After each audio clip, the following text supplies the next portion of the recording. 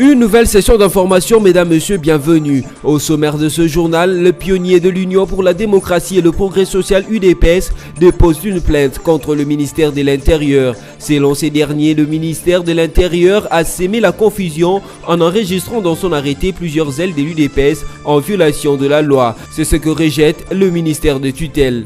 Et puis pour exiger le retour de l'opposant Moïse Katumbi, sa plateforme électorale Ensemble annonce des manifestations des rues dans les jours à venir.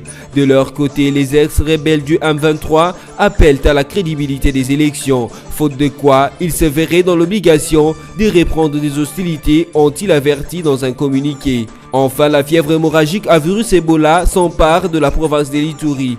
Un mort suite à cette fièvre a été enregistré dans cette partie du pays. La victime serait venue du Nord Kivu voisin où l'épidémie sévit il y a quelques semaines. Le collège de fondateurs de l'Union pour la démocratie et les progrès social UDPS a déposé une plainte contre le ministère de l'Intérieur au Conseil d'État. Cette structure accuse le ministère de s'aimer la confusion en enregistrant dans son arrêté plusieurs ailes de l'UDPS en violation de la loi sur la formation de ce parti politique. Lusanga Nguele, un des fondateurs de l'UDPS, a affirmé que le ministère de l'Intérieur a reconnu plusieurs UDPS au même logo et insigne, ce qui engendre la confusion au sein de cette formation politique. Le fondateur de l'UDPS attire cependant l'attention de la CENI et des combattants du parti que suite à la division de l'UDPS, intentionnellement favorisée par le ministère de l'Intérieur, avait introduit depuis le 30 juillet 2017 une requête à la Cour suprême de justice. Par ailleurs, les co- et fondateurs de l'UDPS ont rappelé à la CENI et au ministère de l'Intérieur que le dossier de ce parti est en cours au niveau de la justice. Ainsi, tous les cas concernant ce parti que réclament ses initiateurs ne doivent pas être traités avant les verdicts qui sera rendu par le Conseil d'État d'ici peu. En réaction, le ministère de l'Intérieur dit avoir agi selon l'esprit et les recommandations de l'accord de la Saint-Sylvestre qui consacre l'exclusion de certains partis et acteurs politiques au processus électoral. La preuve en est que nulle part on a eu de réclamation au niveau de la CENI et même des structures concernées par la même dénomination. L'opposition exige le rapatriement de la dépouille de Tshisekedi avant les élections. Dans sa déclaration commune faite lundi 13 août 2018 dans la soirée, les leaders de l'opposition, dont Félix Tshisekedi, Vital Kamerhe, Jean-Pierre Bemba, représenté par F. Bazaïba, Moïse Katumbi, représenté par Délice Sanga, Freddy Matungulu et Martin Fayoulou, ont tous exigé du pouvoir le rapatriement de la dépouille du leader historique de l'opposition, Etienne Tshisekedi, pour des obsèques nationales dignes de son rang avant les élections. Par ailleurs, les leaders de l'opposition sont également montés au créneau pour fustiger et mettre en garde contre tout comportement du pouvoir, avec pour but de chercher à invalider la candidature du président du mouvement de libération du Congo, Jean-Pierre Bemba, par des interprétations des lois et des analogies inappropriées, avertissent-ils. Ils ont aussi haussé les tons pour un retour immédiat de l'opposant Moïse Katumbi, qui n'a toujours pas déposé sa candidature à l'élection présidentielle. Les opposants ont aussi martelé sur la non-utilisation de la machine à voter pour les élections à venir.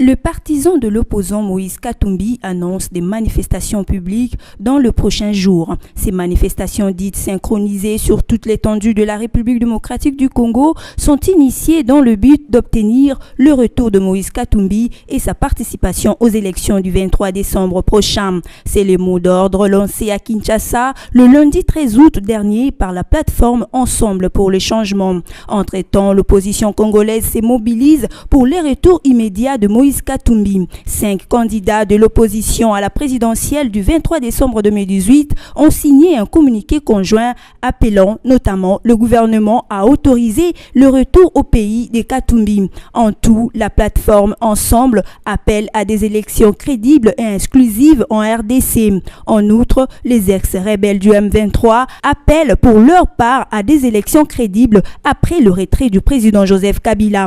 L'ancien mouvement rebelle demande en particulier la mise en écart de la machine à voter et la clarification des cas litigés des 6 millions d'individus irrégulièrement inscrits sur le fichier électoral. Cependant, ces derniers ont affirmé dans un communiqué être physiquement présents sur le territoire national congolais depuis le 14 janvier 2017. Ils disent ne plus vouloir reprendre leurs exactions. Ce, si et seulement si le processus électoral actuel se révèle plus inclusive, crédible, transparente et libre, de manière à permettre tous les fils du Congo à jeter seuls leur dévolu.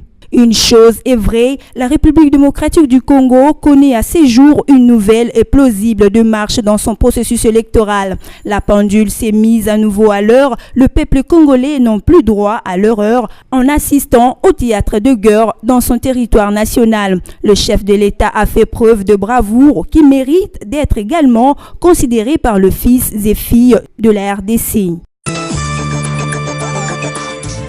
Ebola dans la partie est de la République démocratique du Congo, après les Nord Kivu, la province de l'Ituri enregistre son premier cas de la fièvre hémorragique à virus Ebola et les tout premiers décès confirmés par le ministère de la Santé.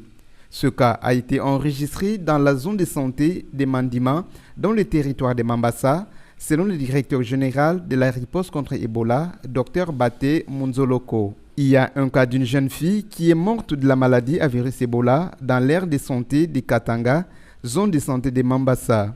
Il faut aussi reconnaître que la victime est partie du Nord Kivu et pour rendre visite à un membre de sa famille et malheureusement, c'est au niveau de sa famille qu'il a été souffert d'une forte fièvre pendant 4 à 5 jours en plus d'autres symptômes de virus à Ebola. Et lorsqu'on a décidé de prendre les cas et de l'amener au centre de traitement d'Ebola à Mangina, et ça s'est avéré comme un cas positif, a déclaré Abdallah Penembaka, gouverneur de l'Ituri. Par ailleurs, un nouveau cas de décès a été signalé ce lundi à l'hôpital général des références de Beni au Nord Kivu, a annoncé Nyoni Bwanakawa, maire de la ville, au cours de la parade tenue ce lundi à la mairie de Beni.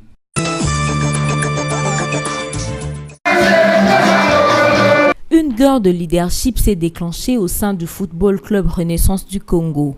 4 ans après sa création, le CUP meurt à petit feu au vu et au su de ce supporter qui assiste à un conflit entre les 3 membres cofondateurs. L'évêque Pascal Mukuna de son côté, Antoine Musanganya en collaboration avec Roger Nsingi de l'autre. Depuis un certain temps, le président du club Orange et ses 2 dirigeants ne parlent pas un même langage. La situation devient inquiétante. L'homme de Dieu reproche à ses collaborateurs de ne plus être en ordre de leur cotisation depuis plusieurs mois. De ce fait, ils doivent quitter le club. En réaction, Roger Nsingi a relevé que l'évêque Mukuna veut s'approprier de cette équipe.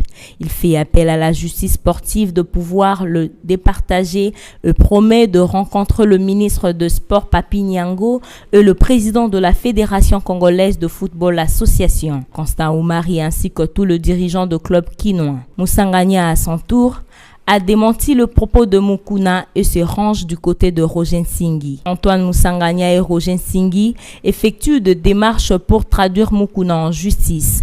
Le pasteur évêque, par contre, va plus loin en organisant une assemblée générale pour les écarter définitivement. Mesdames, Messieurs, avant de nous quitter, voici le rappel de titres. Au sommaire de ce journal, le pionnier de l'Union pour la démocratie et le progrès social UDPS dépose une plainte contre le ministère de l'Intérieur. Selon ces derniers, le ministère de l'Intérieur a sémé la confusion en enregistrant dans son arrêté plusieurs ailes de l'UDPS en violation de la loi. C'est ce que rejette le ministère de tutelle. Et puis pour exiger le retour de l'opposant Moïse Katumbi, sa plateforme électorale Ensemble annonce de manifestations des rues dans les jours à venir. De leur côté, les ex-rebelles du M23 appellent à la crédibilité des élections, faute de quoi ils se verraient dans l'obligation de reprendre des hostilités, ont-ils averti dans un communiqué. Enfin, la fièvre hémorragique à virus Ebola s'empare de la province de l'Ituri. Un mort suite à cette fièvre a été enregistré dans cette partie du pays. La victime serait venue du Nord Kivu voisin où l'épidémie sévit il y a quelques semaines. Ainsi prend fin cette session d'information. Merci à vous de l'avoir suivi et à la fois prochaine.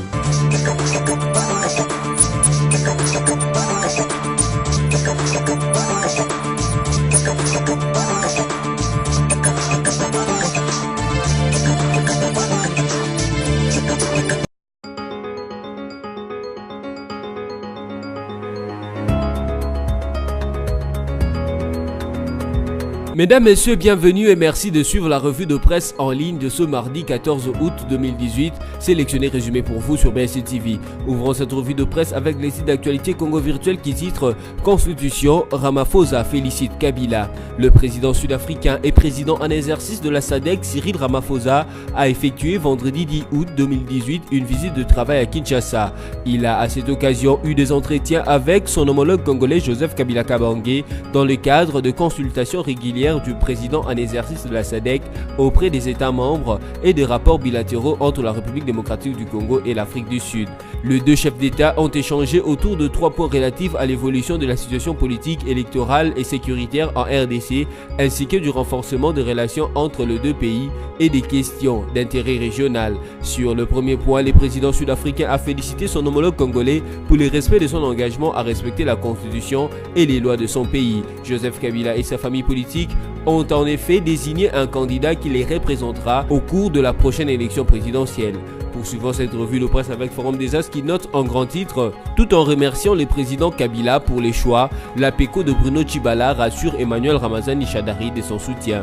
Pour son élection à la présidentielle du 23 décembre prochain, le candidat du Front commun pour le Congo FCC, Emmanuel Ramazani Shadary, devra désormais compter avec l'Alliance de progressistes pour le Congo APECO. Dans une déclaration politique signée le lundi 13 août par sa conférence de présidents, l'APECO remercie le président Joseph Kabila pour son choix sur le secrétaire permanent du Parti du Peuple pour la Reconstruction et la Démocratie PPRD. Dans une déclaration politique signée le lundi 13 août par sa conférence de présidents, l'APECO remercie le président Joseph Kabila pour son choix sur le secrétaire permanent du Parti du Peuple pour la Reconstruction et la Démocratie PPRD comme candidat du Front commun pour le Congo au prochain scrutin. Par ailleurs, cette plateforme placée sous l'autorité morale du Premier ministre Bruno Tshibala rassure Emmanuel Ramazani Shadary de son soutien jusqu'à sa victoire finale. De même qu'elle remercie le Raïs pour le choix judiciaire d'un dauphin ayant le profil nécessaire, l'APECO s'est dit flatté par la décision même du président Joseph Kabila.